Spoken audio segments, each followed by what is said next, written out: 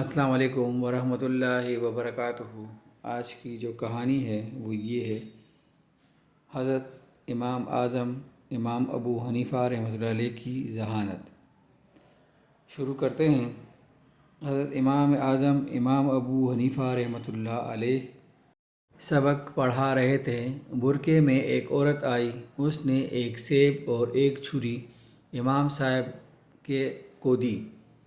طلبہ بڑے خوش ہوئے کہ بھئی بہت ہی نیک عورت ہے کہ سیب تو لائی، ساتھ چھری بھی لے آئی تاکہ ہمیں تلاش نہ کرنا پڑے، کیونکہ طالب علموں کی سستی تو بڑی مشہور ہوتی ہے۔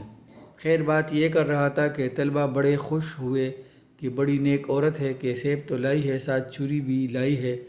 امام اعظم رحمۃ اللہ علیہ نے سیب کاٹا اور اس کا جو اندر کا حصہ تھا وہ باہر نکال کر چھری اور سیب عورت کو واپس کر دیا۔ اب شاگرد امام صاحب کو حدیثیں سنا رہے ہیں کہ حضرت حدیث میں تو آتا ہے کہ ہدیہ قبول کر لینا چاہیے، یہ تو آپ نے حدیث کے خلاف عمل کیا ہے۔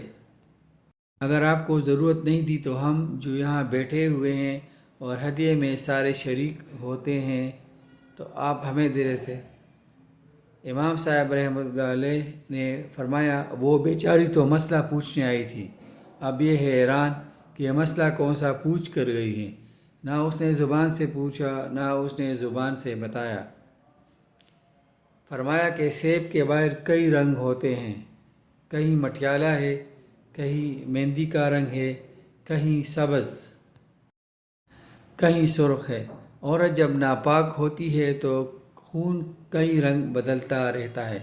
وہ یہ مسئلہ پوچھنے آئی تھی کہ کون سا رنگ ناپاکی کا ہے اور کون سا پاکی کا ہے، کہ کب نماز شروع کی جائے۔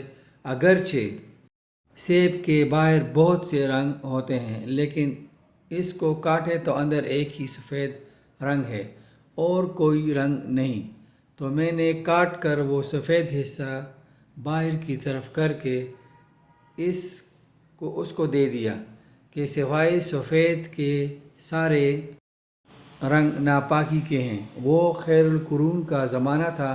اندازہ کرو کہ عورت کو بھی اللہ تعالیٰ نے کیسا دماغ دیا تھا کہ کس طرح مسئلہ پوچھا اور امام اعظم رحمۃ اللہ علیہ نے کس انداز میں مسئلہ سمجھایا۔